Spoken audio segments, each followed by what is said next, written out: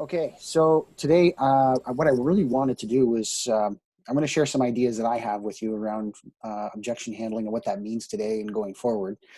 But I really wanted this to be a discussion. I want you guys to, feel free to stop and ask questions. And at the end, I've got a whole section. I just want to have a discussion. You guys ask each other, ask me. If we can share ideas, I think we'll all be a little bit smarter for it. So that's my hope that we can do something like that and help each other out on this. Okay. So with that being said, I'll go ahead and share my screen.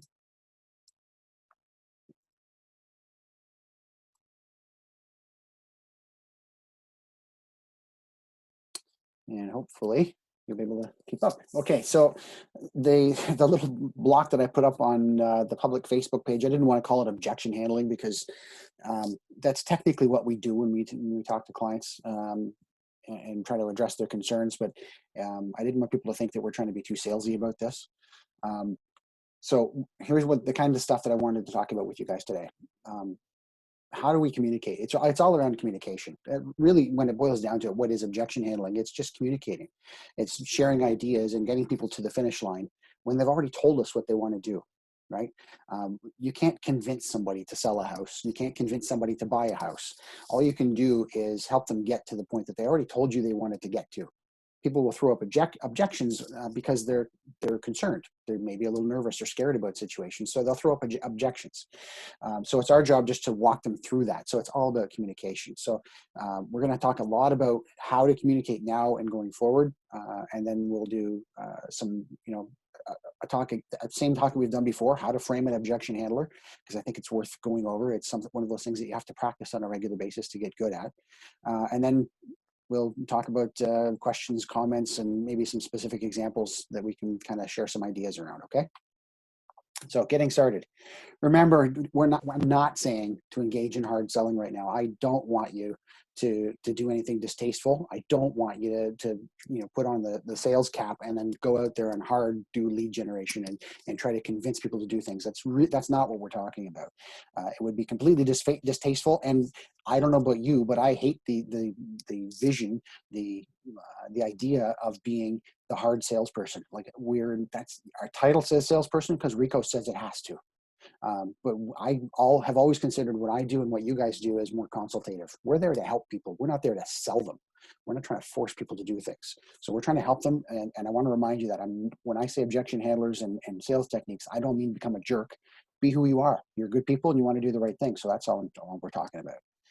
So there's a big shift. Like I said, we're not talking about selling at all, right? We're talking about being consultants and leading from a place of service. You heard for the last few weeks, the webinars that C21 Canada has been putting on, the discussions we've been having at our sales meetings and what we've been talking about in these sessions. It really is time to lead with service. This isn't a time to be thinking about building your business to new heights during this crisis. That'll come later. For now, we have to lead with service. Okay, we always do, but today it's more about checking in with people and making sure they're okay. Okay, we want to be the steady voice, be the voice of reason right now. We don't, we've been declared an essential service, but that doesn't mean, that we should be jerks about it. Okay, I found a really great file in the resource center actually around examples of language that we should be considering using during this COVID-19 crisis. Sorry, I want to check one thing. No, we're good. Some language that we can use during this time to communicate with people, because I think, as I said before, this is all about communication and how do we talk to people, right? So some of my favorites that I found on the sheet were things like, doesn't it seem like the world has shifted in the past few weeks? If you're having a conversation with someone and you're throwing up questions about, should I be doing this? Well, here's some of the language you can use around that, or just checking in with people. Say to them, I want to help now more than ever, right? Or no matter what's going on in the world right now, housing is still worth talking about. And I believe that. People always have to have a place to live. It doesn't matter if there's a rampant disease or if it's, absolutely perfect economic times. People need a place to live. So it's always a good time to talk about housing in a sensitive and intelligent way, okay? This last one I put on here, I think is a good one. If you're concerned about making your mortgage payments, please let me know, right? I can put you in touch with someone who can help. And I'm thinking about Mike Jones here. Somebody's having trouble with their mortgage payments and they don't know where to turn. They don't know how to, ask for, loan forgiveness. I know that Mike would help them out and walk them through that process of calling up their bank and requesting that time off from their payments, right? So just some ideas. There's an entire document. I'll have to send it to you later. There's probably 20 or 30 of these on that sheet. If you haven't seen it already, I will dig that up and attach it to this one I posted to the Facebook group.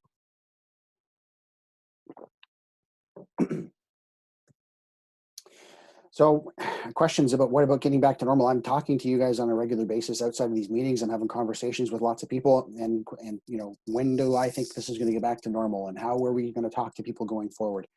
It's going to be months, if not years, before we're really back to quote unquote normal, if we ever go back to the way things were, right?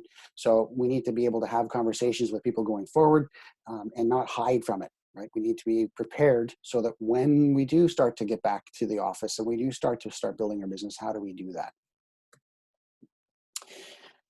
So transitioning back, this is the first couple of points on this. It's always been this way, right?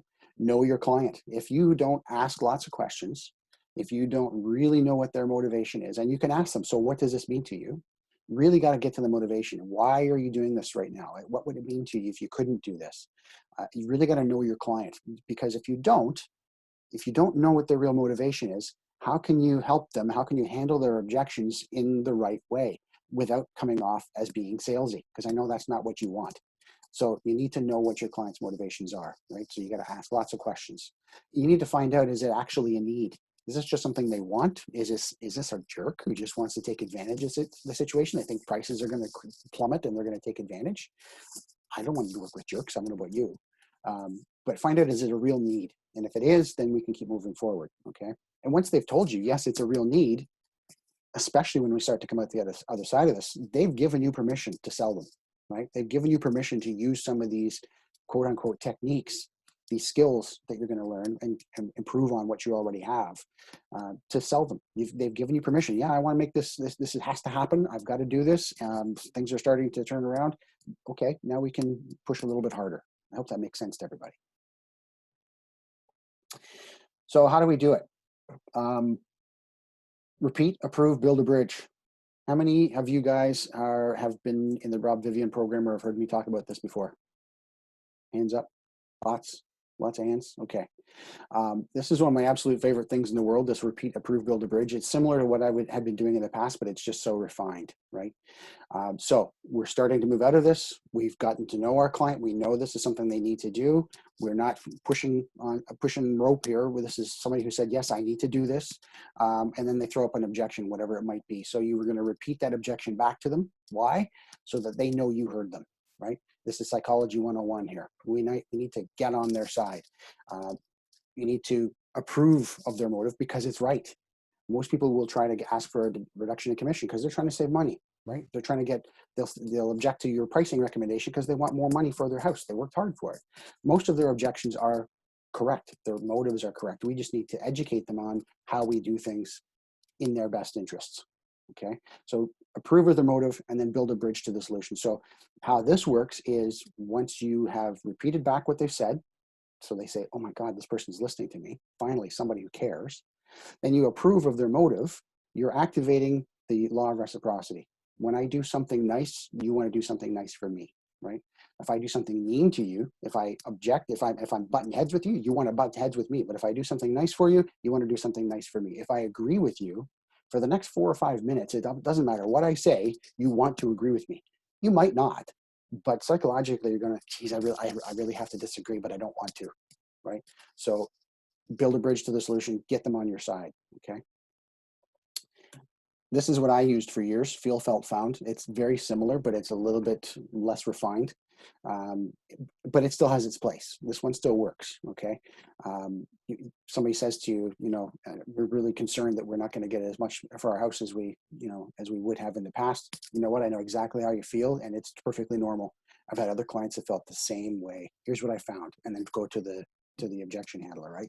So just how you frame these things is really more important than the words you use. We're going to talk about some specific words, and I hope you guys will jump in and share what you have in mind and how you would do these things.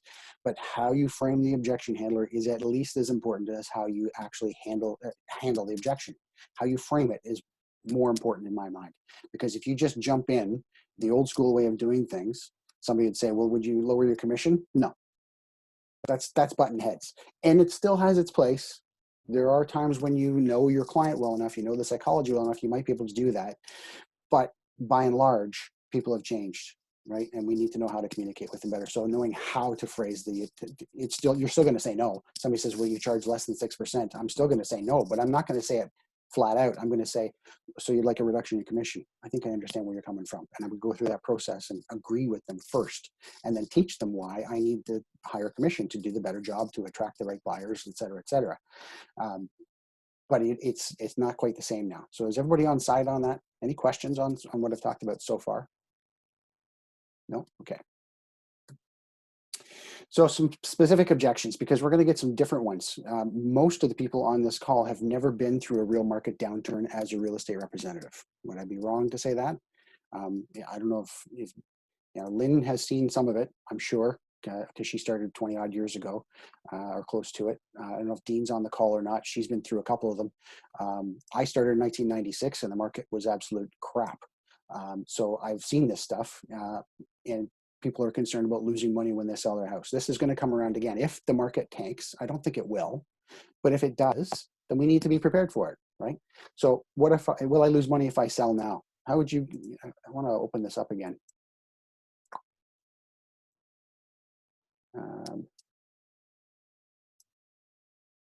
Stop the share. I'm going to ask, how would you handle that? Anybody? Linda? I don't think we know. You know, at this point, I think it's too early, and we don't know. Right. Right. What about this though? If the only time you actually lose money in real estate is when you get out of the market, would you guys agree with that? Yes. Right. If I'm going to divest my interest in real estate and get out of the market, and the prices are down, then I've lost money. Right. Yeah. Or if I'm going to downsize drastically, then I'm going to lose some money. Right. But as long as I'm making a lateral move or moving up, I'm not really losing money, because it's the house that I'm buying is also lost value. So if my house was $500,000 and I got to sell for $400,000, the house that I'm buying was $500,000 and it's $400,000. So I'm moving laterally. When I want to get out of the market in 20 years, the price will be $750,000 or $800,000. Right? So I'm not really losing money until I get out of the market. So we need to be able to phrase that in a way that makes sense to people. That's one way to handle that objection. Any other ideas around that one?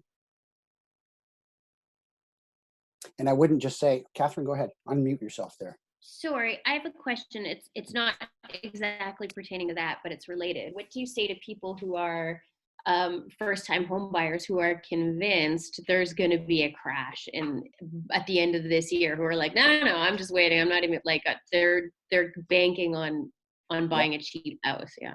Yeah. So I would use repeat, approve, build a bridge, frame the objection handler properly.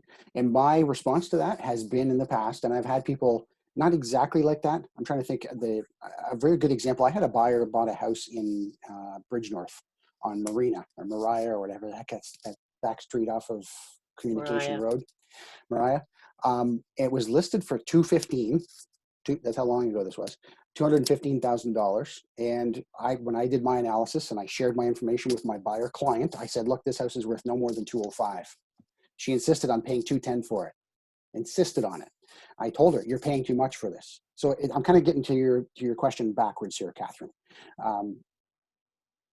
My suggestion to her was, having said that, you've told me, Mrs. Buyer, that you're going to live here for 15 to 20 years, right? If you live in the house for 15 to 20 years, I don't know of a single period in history where over a 20-year span of time, even a 10-year span of time,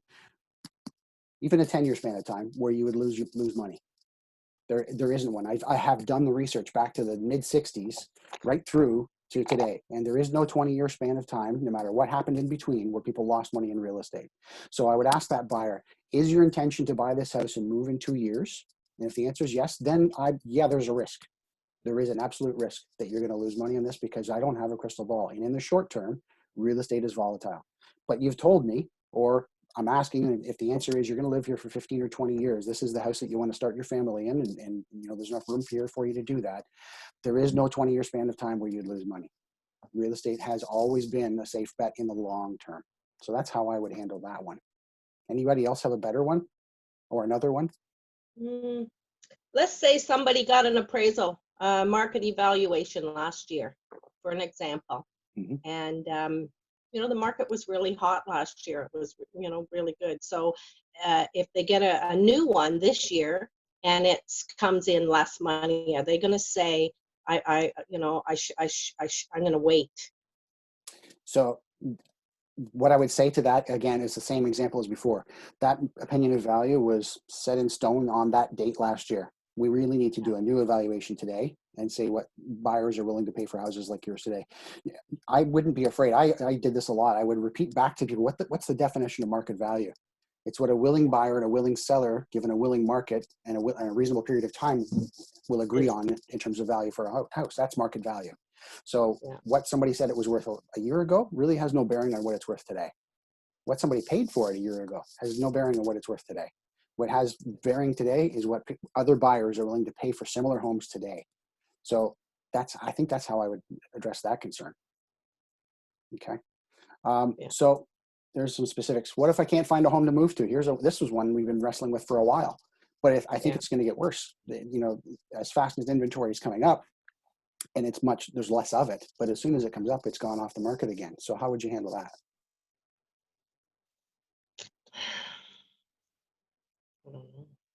I do it the same way we have been for a while now. I'd be saying to buyers, look, sellers, I'd be saying, if you really have a concern about finding a house to buy, there are some protections we can build in to the sale of your home. We will make any offer that comes into your home, we'll make sure that it's conditional on you finding suitable accommodation. Same kind of objection we've been having for the last couple of years, right? Does that make sense? Is there a better one? I would love to learn a better one. Okay, that's one for that. Can I still get a mortgage? That's a valid concern, but the answer is yes, you can still get a mortgage. Yes, the rules have tightened up. We heard from Mike Jones this morning. The rules are starting to tighten up on this, and they're getting a little bit more strict around some of the creative ways that people have been getting financing in the recent past. But yeah, if you can prove that you have the credit and the income, as long as you've still got a job, and that's another issue. But as long as they've still got a job and you know some history with that industry, they can still get financing. So it's a valid concern, but I think it's one that's easily answered. Is it okay to move? We're going to get this, right? People are going to be scared for a little while. Is it okay to make a move right now? And I think my response to that would be that everybody's in the same boat. You know, this is not a unique situation for you. The entire world is going through this right now. If it is a genuine need, and we had a discussion a little while ago about making sure we know our client, if it's a genuine need, then I think we can put some things in place to make it safe for you to make that move. It's okay to do that if it's a real need. So any others? Do you guys have any other objections? Maybe you've run into stuff already that you weren't sure how to handle. Anything coming up? Hi, Doug. Yeah. Hi, everybody. Hi. I've kind of always been a believer in my actually coming up 22 years, not to get too excited about what we call SOBP offers. And I know there's always circumstances around that, but I think in my 22 years, I've literally accepted one. And that was only because I literally went and saw the house that was part of the offer, had discussions with their realtor, whether we felt it was priced properly, et cetera. Because again, if I'm representing my seller, my job is to make sure I know that. Why would I tie them into an offer that is going to slow up their house being shown? Because we all know that happens. Mm-hmm. And I think in this particular circumstance, we have to be even more careful about that, and certainly explaining that to our sellers, because we aren't going to see the inventory.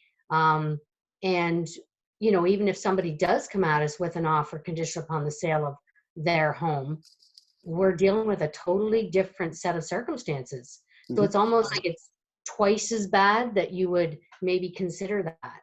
So I'm struggling whether I should be advising my clients of that. I think it's safe to say to my clients, you know, here's the scenario. You could accept an offer that's conditional upon the sale of a house, but we're not sure in these times what that means anymore. You know, we could have said before that if it was conditional upon, you know, another house that maybe was slightly less value or slightly more value, that we still felt fairly confident. But I've never felt that way. I always figure, why should you, you know, wait around for them? Let them make the move, and you wait for them to come with a cleaner offer, or at least an offer that says conditional upon the completion of sale of their house, which, you know, means they've already got an offer pending.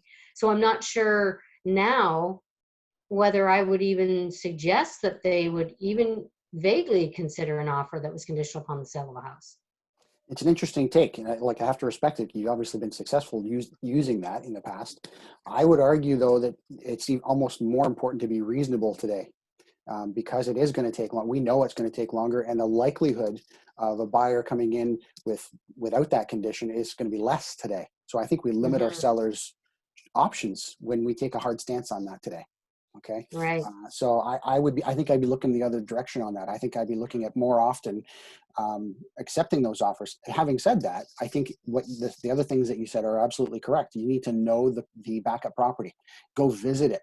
Go see that backup property yourself before you accept it if you haven't already been in it.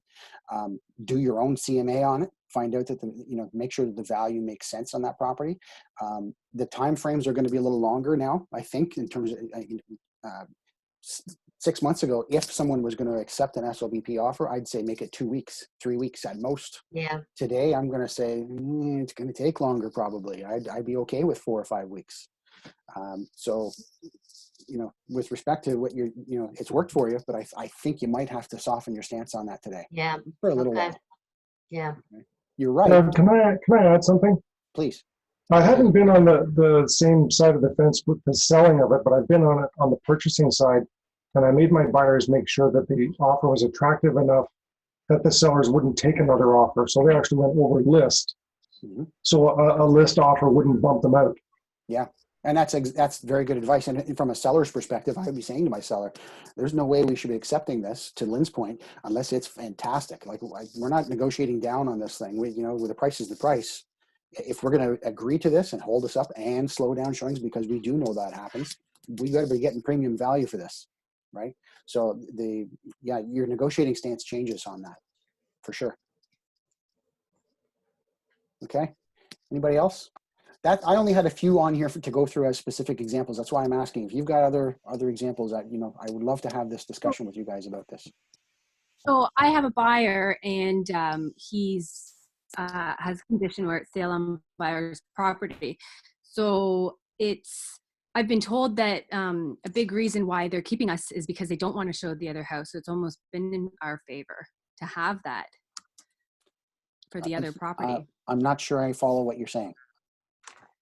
So my buyer has an offer on another property, and we're just going to keep amending it because my client, the listing agent, doesn't want to show the property. So it's almost in our favor. Oh. So they don't want to show the property because they're afraid, like of COVID? Yeah.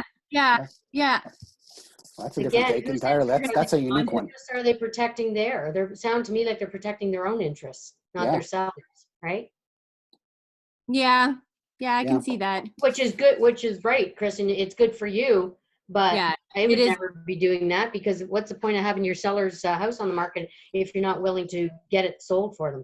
Oh, for sure. No, for sure. It was definitely helping us out, but not good. You guys have probably all heard me say this at this point, but the first question you always have to ask yourself is, who do I work for? Right? And you don't work for Century 21. You work for the client.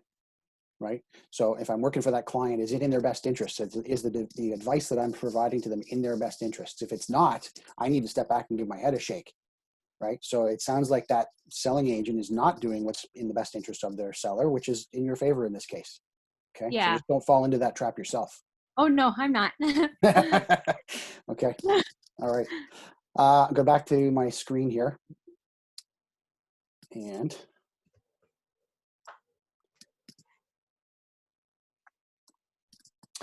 okay. Some reminders. The next several months are going to be very, very sensitive. We are an essential service, and this comes out of some discussions I've had with you guys as well. There's some guilt around doing your job right now. So I want to remind you that we are an essential service where it's a need, not a want, right? So don't be ashamed to do your job, right? If somebody calls you and says, I really need to get this done, I can't wait. There's extenuating circumstances. I have to do this. Don't be ashamed to do your job. Don't be ashamed if you're not as busy as you'd like it. That's by the same token, right? Just because you hear of some agents that are doing lots of deals out there and you're not, doesn't mean you should be worried about that. This is not normal times. This is not business as usual, okay? So don't be ashamed to do your job. Don't be ashamed if you're not as busy as you'd like to be. Both of those are okay right now. You gotta just let this stuff go. Don't fall victim to shaming by others. Excuse me, always do the right thing. Always keep your safety at top of mind and your clients, and then you'll be able to sleep at night, okay? So if your client has told you they need to make a move, don't be afraid to do your best. And that includes handling objections, right? You know your client, they've told you they have to do this. You start down the process and then they start throwing up objections. It's okay to gently do some objection handling on that, okay? I'm having this discussion, the language around this, because I don't want people to, forget that this is our job, is to help people make moves. We need to be careful. I'm not saying otherwise, but we need to remember that we do have a job to do here, and we need to be able to keep moving forward so that when it does turn around, we're not, 6 months behind where we should be. We're going to be behind. There's no way around it, but we need to make sure that we're ready to keep moving forward. Okay. So other questions from you guys? And I just threw up, what about, what if, can I say, how would you? Is there anything else you guys wanted to talk about around this topic? Nothing? I'd just like to know whoever's got the crystal ball, if they could throw it my way next when they're done with it. Another one of my favorite phrases, those who live by the crystal ball end up eating glass. You got to take this one day at a time, right? And you got to do the best you can today with the information you have today. Don't, you got to spend some time thinking about what's going to happen in the future, but you can't bet on it, right? Just like that buyer question about, if I buy today, am I going to lose money next year? Maybe. We don't know. There is no such thing as a crystal ball. We do know that over long periods of time, real estate is stable. Do we know what's going to happen in 6 months or a year? Absolutely not. No. And anybody who says they do know, they're lying. They really are. Okay. We can all make our guesses, but it's a fool's errand to try to guess what's going to happen. We do the best we can today with the information we have today. Anything else, guys? Doug, for your response to Catherine, like the answer that you're giving right there about, if you're looking for short term, you may lose money, but long term, no. Yeah, and that's always been my advice, by the way. Yeah, but I think what Catherine was also saying was, what if a first-time home buyer is basically saying, like, they're not asking the question of, am I going to lose money? They're asking the question of, why should I buy, soon versus wait, because they think the prices are going to go down. Right. So, or if they think the prices are going to go down, now we're living by the crystal ball again. So there's a psychological part to this. Is it safe for me to make a move? Should I be doing this? And if it's not a need, I'd be saying, wait. If it's not an immediate need to make this move, and you've got a place to live, and you can stay there for a while and you can afford it, stay there for a while. That's the advice I'd be giving, because it's not a need. But if they say, I have to move out of my parents' house, they're driving me nuts, or I'm separating from my spouse and we've been renting forever, I really need to get into something, I have the money, I want to buy. That, those are needs. If it's not a need, stay. If they're questioning, should I be doing this because about the money, and they don't have to do it, stay with. That's what the advice I'd be giving right now in the short term. That was essentially my response was, I'm no futurist. I can't tell you what the prices are going to do. Like there's just no knowing, but I'll keep an eye out for the type of house you're looking for and just keep sending them your way. Yeah. When you're ready, I'm not going to convince them when it is or isn't going to happen. Yeah, right on. Okay. Anything else, guys? I hope this was useful, like just to reassure you around the language that we should be using, and that it's okay to work with buyers and sellers when it's a genuine need, and just a reminder around how to handle objections. So I hope it was useful and you got something from it, and I will talk to you again soon. Okay? Thanks, Doug. Thank you. Thanks, Doug. Bye. Thanks, Doug. Thanks, Doug. Bye.